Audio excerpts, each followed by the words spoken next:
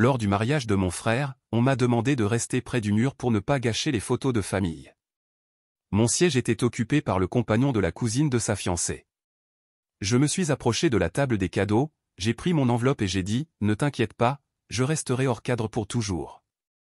Il s'est précipité vers moi en me voyant partir. Je m'appelle Marcos et j'ai 30 ans. Si tu demandais à n'importe quel membre de ma famille qui est le silencieux, c'est sans doute vers moi qu'il se tournerait. Je ne suis pas du genre à crier lors des dîners ou à chercher à attirer l'attention. Je préfère rester en retrait. J'écoute plus que je ne parle. Je ne crée pas de scène, même quand cela pourrait être justifié. Ce n'est tout simplement pas ma façon d'agir. Mais j'ai appris que les gens comme moi, souvent discrets, sont souvent sous-estimés et parfois ce sont nous qui nous souvenons de tout. Mon frère Alvaro a 2 ans de moins que moi, et en grandissant, notre dynamique était ce à quoi on pouvait s'attendre entre deux garçons d'âge similaire, chaotiques mais proches. Nous avons partagé la même chambre jusqu'à ce que je parte à l'université. Nous nous sommes battus dans le jardin et nous nous sommes couverts mutuellement lorsque les choses se compliquaient avec nos parents. Cependant, tout a changé après l'université. Alvaro s'est lancé dans la vente et a misé sur l'image, costume sur mesure, BMW en leasing et un profil sur les réseaux sociaux rempli de selfies à la salle de sport et de phrases motivantes qu'il ne suivait même pas. Pour ma part, j'ai préféré rester discret. J'ai terminé mes études d'ingénieur, déménagé dans une ville plus paisible et construit une vie solide dont je n'avais pas besoin de me vanter. Nous continuions à discuter, mais il y avait toujours un malaise, comme si je le tenais à proximité par obligation plutôt que par affection. Lorsqu'il s'est fiancé à Nelia, une femme que je n'avais vue que 2 fois, j'ai ressenti de la sincérité dans ma joie pour lui, même si elle me semblait du genre à dire des choses comme « nous sommes parfaitement équilibrés en tant que couple » et à agir comme si mon travail de conception de composants structurels pour éoliennes était moins impressionnant qu'Alvaro vendant des matelas de luxe. J'ai vraiment essayé de m'impliquer. J'ai confirmé ma présence le jour même où j'ai reçu l'invitation. Je me suis proposé d'aider pour tout ce qui était technique ou logistique pour l'événement. Ils m'ont répondu poliment, mais m'ont écarté. J'ai même transféré 250 € via Bizum pour le week-end de la fête de l'enterrement de vie de jeunes garçons et de jeunes filles auxquels je n'étais même pas invité. Le mariage se tenait dans un domaine viticole à 1 heure de la ville, rustique mais très cher, en phase avec leur style. J'ai loué un costume, réservé une chambre dans un hôtel proche et apporté un cadeau réfléchi, une carte avec un chèque de 1 600 €. Ce n'était pas seulement généreux, c'était significatif. Cet argent n'était pas superflu pour moi. Je l'avais économisé petit à petit, espérant apporter quelque chose d'important, car je voulais vraiment que ce soit un grand moment pour mon frère. En conduisant, j'étais nerveux, pas à cause de l'événement lui-même, mais parce qu'il y avait quelque chose dans mon ventre qui me disait que la journée ne se passerait pas bien. Lorsque je suis arrivé sur place, j'ai vu le plan de table posé sur un petit chevalet à l'entrée. J'ai cherché mon nom une fois, rien. Une autre fois non plus. Encore une fois. Rien. En pensant que c'était une erreur, j'ai entré et me suis approché d'une des organisatrices du mariage, une jeune femme avec des écouteurs et un talkie-walkie. « Bonjour, excusez-moi, dis-je doucement. Je ne trouve pas mon nom sur le plan. » Marcos Reynold. Elle m'a regardé avec un air visiblement fatigué, puis a feuilleté sa liste d'invités. Marcos. Ah, tu es le frère des Alvaro, n'est-ce pas? Son ton a changé, comme si elle réalisait soudain quelque chose de délicat. Oui, il y a eu quelques changements de dernière minute. Je crois que tu es assigné au mur ouest. Il y a quelques sièges libres près du photomaton. Le mur ouest, ai-je murmuré. C'était même pas une table. C'était à côté des haut-parleurs, où des chaises pliantes étaient empilées comme un improvisé. Pensant toujours qu'il devait s'agir d'une erreur, je me suis dirigé vers cet endroit. Puis je l'ai vu. La seule place avec un marque-place qui semblait m'être réservée avait un panneau, mais pas avec mon nom. Il portait celui de Tiffany, cousine plus un invité. Je ne savais même pas qui était Tiffany, mais la voilà, déjà en train de boire du champagne à ce que je pensais être ma place, riant avec un groupe de personnes que je ne reconnaissais qu'à peine. Essayant de rester calme, je me suis approché de ma mère, qui ajustait la boutonnière sur la veste de mon père. « Salut » dis-je en essayant de sembler naturel. Tu sais ce qu'il se passe avec les places assises. Elle n'a même pas levé les yeux. Ah oui, la famille de Nelia a amené plus de monde que prévu et ils sont venus de si loin. Nous n'avons pas voulu les déplacer. Reste près du mur pendant la cérémonie. De toute façon, tu verras tout. Le mur. Je l'ai répété un peu plus fort que prévu.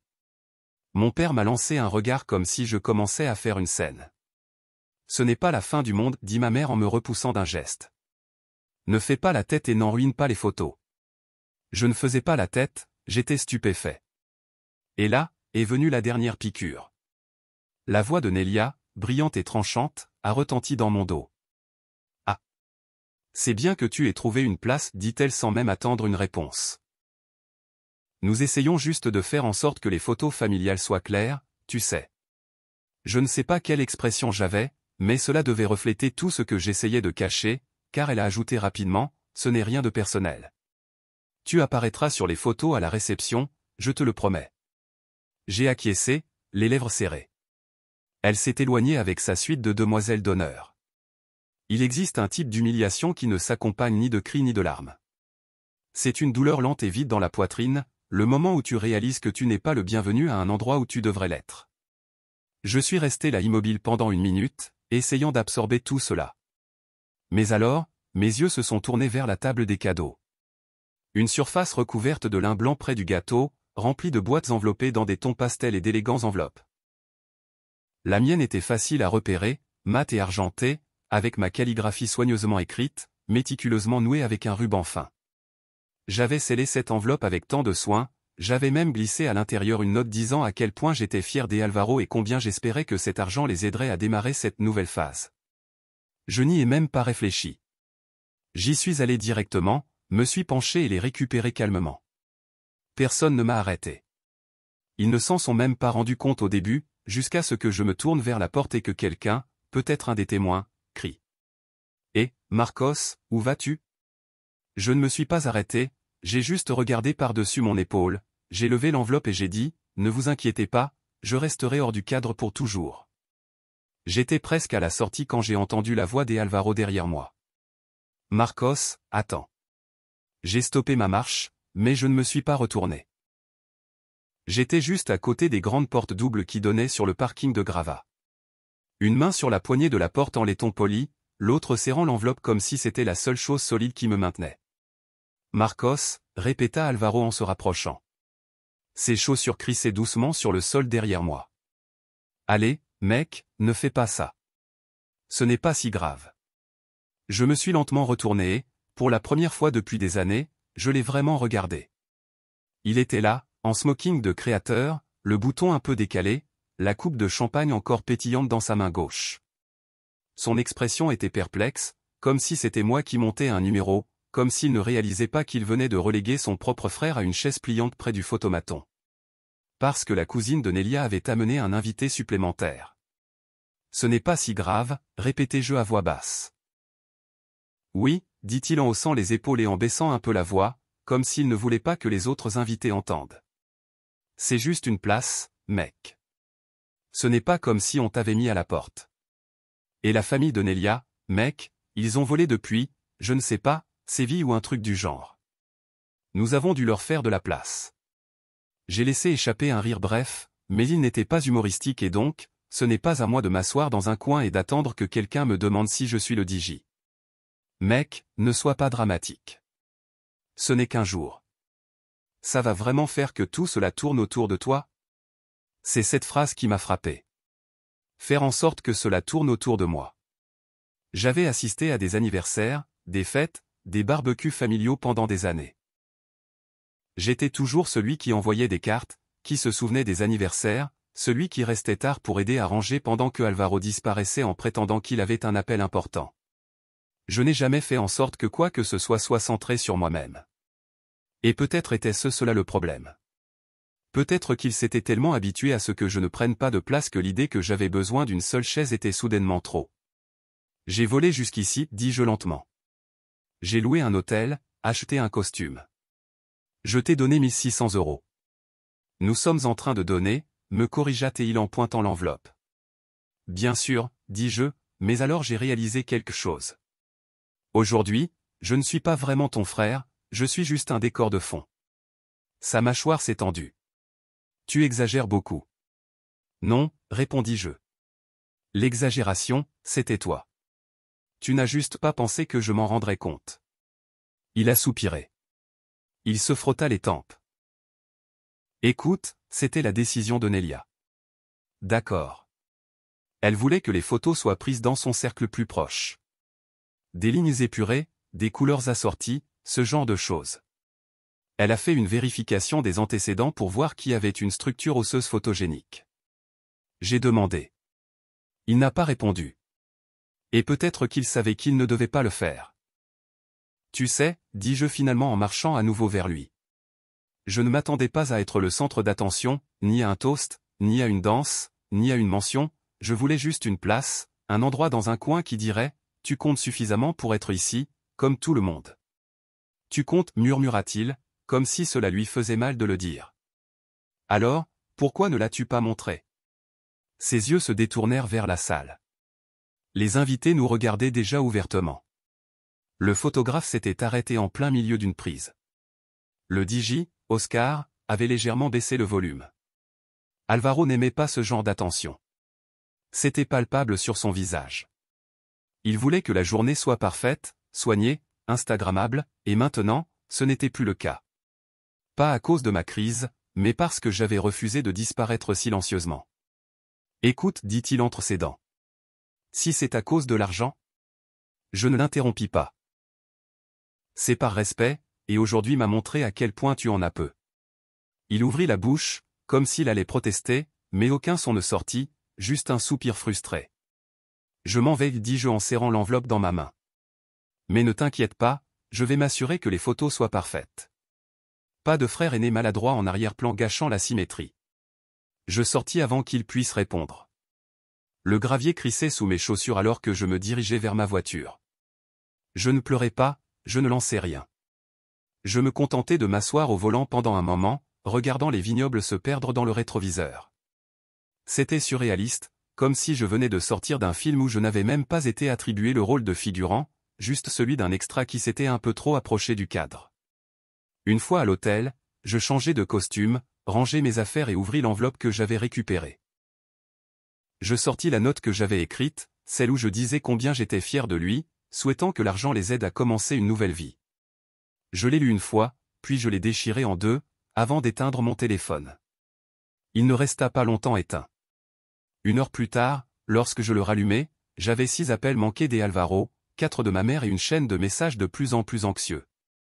Le dernier était de Nelia, disant simplement « Tu as vraiment tout gâché aujourd'hui ». Et c'est à ce moment-là que la culpabilité s'est arrêtée. Cette phrase, la façon dont elle l'a formulée, comme si je détruisais leur petite fantaisie soigneusement élaborée, a fait que quelque chose en moi s'est finalement mis en place. Je n'avais rien gâché, j'avais tout mis en lumière, mais ce n'était pas la fin, loin de là. Le lendemain matin, je quittai l'hôtel avant l'aube. La réceptionniste, Sylvia, à peine leva les yeux lorsque je laissai ma carte de chambre, ce qui m'arrangeait bien, car je n'étais pas d'humeur aux conversations superficielles. Je pris un croissant rassis dans le buffet du petit déjeuner, le jetai sur le siège passager et quittai cette ville viticole comme si elle me devait de l'argent. Lorsque j'arrivai chez moi, j'avais déjà 11 appels manqués de plus et 2 messages vocaux que je n'avais aucun intérêt à écouter. Le ton de ma mère dans les messages avait totalement changé. Passé le « tu n'aurais pas dû partir ». Ah, s'il te plaît, appelle ton frère. Il est détruit. Jusqu'à arriver au message qui me fit rire, la famille, parfois, signifie faire des sacrifices. Marcos. Sacrifice. Je m'assis sur le canapé, encore vêtu de mes jeans de la veille, relisant cette phrase. Cela ressemblait à quelque chose arraché à un aimant de réfrigérateur dans une station-service. Qu'est-ce qu'Alvaro avait exactement sacrifié? Ses photos de mariage restaient comme il les voulait. Sa femme continuerait à les publier avec des légendes comme « Nous sommes bénis ». Et notre histoire de conte de fées continuerait de se dérouler, toujours avec l'expérience soignée qu'il désirait tant, sauf un frère qui, visiblement, ne s'intonnait pas avec sa palette de couleurs. Voici le thème. J'avais déjà fait des sacrifices. Il n'en avait simplement jamais pris conscience. Au cours des derniers 18 mois, j'avais aidé Alvaro en silence à faire fonctionner sa start-up, une entreprise d'importation de matelas qui, sincèrement, perdait de l'argent à flot. Ce n'était pas quelque chose de connu publiquement, mais quand il l'a lancé pour la première fois, il m'a appelé en panique parce qu'il avait besoin de quelqu'un pour se porter garant d'un prêt. Ce n'était même pas pour une maison ou une voiture, c'était pour louer un entrepôt et signer un contrat d'inventaire. Je n'ai rien demandé en retour. Je me suis dit, c'est mon frère. S'il réussit, nous gagnons tous. S'il échoue, au moins il aura essayé. Et oui, peut-être qu'une partie de moi espérait qu'aider maintenant lui donnerait enfin l'impression que je n'étais pas simplement le fiable Marcos. Jamais je n'en ai parlé à nos parents, ni à mes amis. C'était quelque chose que je gérais simplement en silence. Je m'assurais que les paiements étaient effectués à temps. J'ai pris quelques appels de la banque quand les choses se sont corsées et j'ai même transféré 3 500 € d'urgence l'automne dernier quand son fournisseur était sur le point de se retirer. Tout cela sans recevoir autre chose qu'un court message. Merci, bro. Ce chèque que je récupérais de la table des cadeaux n'était pas qu'un simple cadeau de mariage, c'était ma façon de tracer une ligne. Mais maintenant, assis dans mon appartement, entouré de courriers non ouverts et de plantes fanées, je réalisais quelque chose de plus profond. Non seulement ils avaient oublié ma place au mariage, mais ils avaient oublié mon rôle par complet. Alors je me mis au travail. J'ouvris mes dossiers, chaque fil de courriel, chaque document signé, chaque relevé bancaire lié au prêt. Je restais le garant, ce qui signifiait que j'avais toujours un accès administratif. Le prêt n'était pas du tout près d'être remboursé. Et bien que je n'ai pas encore porté de réclamation légale contre la société, j'avais du levier. Je ne voulais pas le détruire. Vraiment pas. Mais quelque chose dans le message de texte de Nelia, tu as vraiment ruiné tout aujourd'hui, résonnait dans ma tête comme un défi, comme si son monde parfaitement monté ne pouvait pas supporter la moindre étincelle de réalité, comme si mon soutien silencieux durant les 18 derniers mois comptait moins que la façon dont j'apparaissais en arrière-plan de son carrousel Instagram. J'écrivis un courriel simple, clair, légalement solide. Informant la banque que pour des raisons personnelles et financières, je me retirais formellement en tant que garant et cessais d'autoriser tout usage de mon crédit ou de mon identité dans les opérations de l'entreprise. J'attachais les formulaires appropriés, je copiais l'email d'Alvaro et j'appuyais sur envoyer. Et pour être sûr, je réexpédiais quelques documents clés à un ami avocat de l'université, Andrés, au cas où les choses deviendraient compliquées. Non pas parce que je m'attendais à un conflit, mais parce que Alvaro était impulsif. Et Nelia, disons qu'elle ne faisait pas confiance à ceux qui désignaient les centres de table de mariage comme des actifs de marque. 1 heure plus tard, mon téléphone vibra. C'était un numéro que je ne reconnaissais pas. Je le laissai aller à la messagerie vocale. Puis il vibra à nouveau. Cette fois, c'était Alvaro. Je répondis. Sa voix était tendue, coupée. Tu viens de te retirer du prêt. Oui. Pourquoi maintenant, tu vas te marier? Je répondis froidement. Il est temps de te débrouiller seul. Il y eut une pause. Marcos, allez. Ce n'est pas le moment d'être mesquin. Je pouvais l'entendre. La frustration qu'il essayait de contenir. Ce ton de celui qui croyait encore être le raisonnable dans la conversation, que je n'étais que le dramatique, que tout finirait par se calmer comme un de ces nombreux factures en retard. Ce n'est pas de la mesquinerie, dis-je. C'est juste. Tu fais vraiment ça pour une chaise, je répondis en me penchant en avant. Et la chaise n'était que la goutte qui a fait déborder le vase. Il expira profondément. D'accord, parlons. Viens, on va régler ça. Comment? Quand as-tu réglé où je devrais être assis? Ou comment as-tu fait comprendre à tout le monde que je ne comptais pas assez pour être sur les photos? Ou comment as-tu permis à ta nouvelle femme de me traiter comme un poids? Silence. Tu n'as même pas demandé si j'allais bien quand je suis parti, ajoutai-je. Tu ne m'as pas cherché pour moi.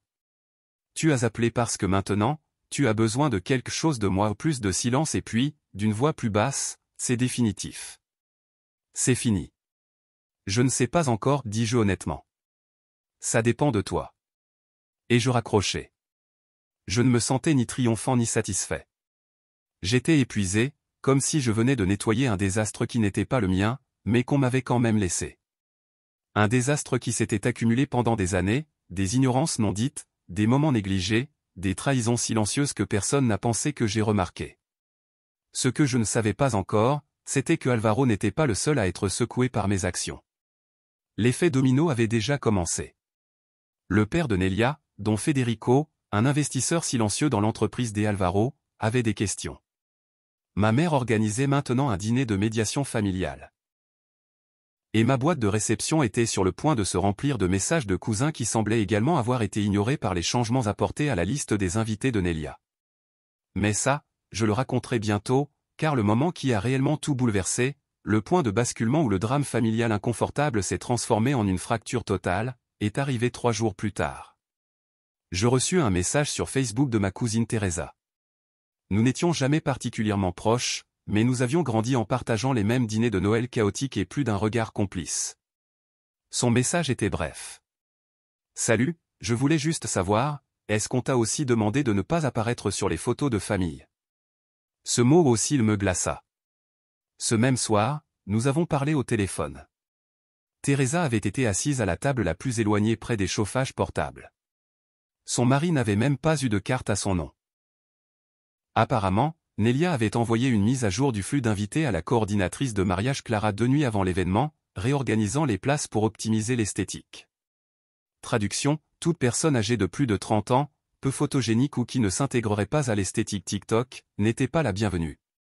Et ce n'était pas seulement Teresa, elle avait déjà parlé à 2 autres cousins, l'un qui avait conduit 6 heures sans même avoir droit à un verre, et l'autre qui avait offert une cafetière expresso à 500 € de la liste de mariage juste pour se retrouver derrière une haie. Plus je fouillais, plus je trouvais. La moitié du côté RAN de la liste avait été déplacée au profit du cercle d'influenceurs de Nelia, des parents éloignés des cours de pilates de sa mère et des personnes qui correspondaient à l'ambiance.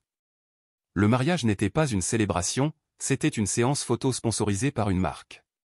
Teresa termina notre appel en disant : « Je ne pense pas exagérer, mais j'ai vraiment l'impression qu'on nous a utilisés comme remplissage. Des figurants de fond, comme si ça leur faisait honte d'avoir de la famille ici. » Je rassurai Teresa que ce n'était pas une exagération. Ce soir-là, j'ai regardé Instagram de Nelia. Les photos arrivaient. Charmant rustique. Des rires censés être spontanés. Alvaro avait l'air d'un mannequin de parfum. Nelia, d'une influenceuse de mariage. Les légendes étaient aussi vides que je l'imaginais. Le jour de notre pour toujours. Je faisais défiler des dizaines d'images. Aucune avec notre famille, même pas les parents. Même pas le vrai témoin des Alvaro, remplacé par quelqu'un de plus photogénique. Puis tout devient clair, non seulement je n'ai pas reçu le respect qui m'était dû, mais ils ont redessiné toute la famille pour s'adapter à une marque, pensant que personne ne dirait rien. Le lendemain, j'appelai mes parents. Ma mère répondit en mode main libre. J'étais poli. Je demandais comment ils allaient, comment s'était passée la réception.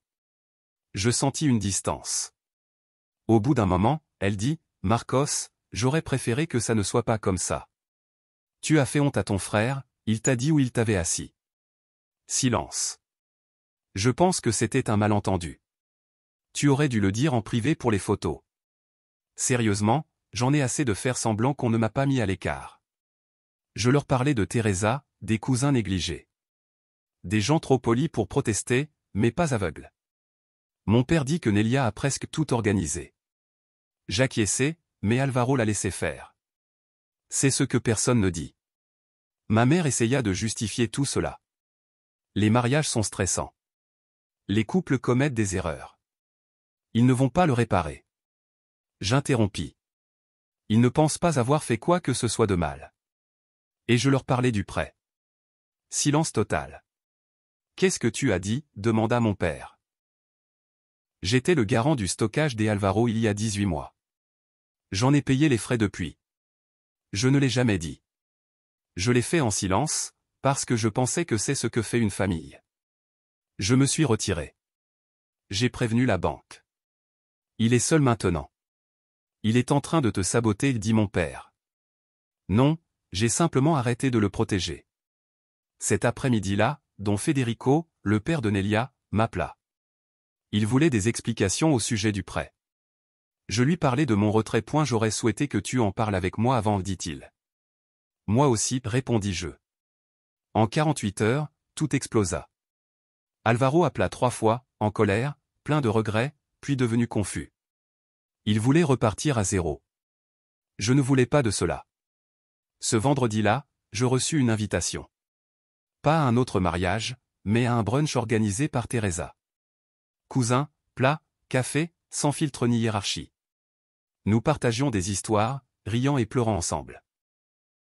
Une cousine avait même pris l'avion avec son propre billet juste pour être présente. À la fin, Teresa me fixa en disant « Merci d'être parti. Nous avons tous pensé à cela. Toi, tu as osé le faire. » Cette phrase me marqua. Il aurait été plus facile de rester silencieux, de sourire à la caméra depuis un coin. Mais cette fois-ci, je me suis levé, non par vengeance, mais par dignité. 3 semaines plus tard, Alvaro m'écrivit une lettre. Je la garde près de la note déchirée du chèque de 1600 €. Il n'a pas dit « Je suis désolé », mais il a écrit « Je pensais que fuir les conflits était la paix. Maintenant, je vois que c'était ignoré. Je me suis trompé. Je n'ai pas répondu. Peut-être le ferai-je, peut-être pas. Mais une chose est certaine. Je ne suis plus le frère invisible. Je suis Marcos, et cette fois, je reste dans le cadre.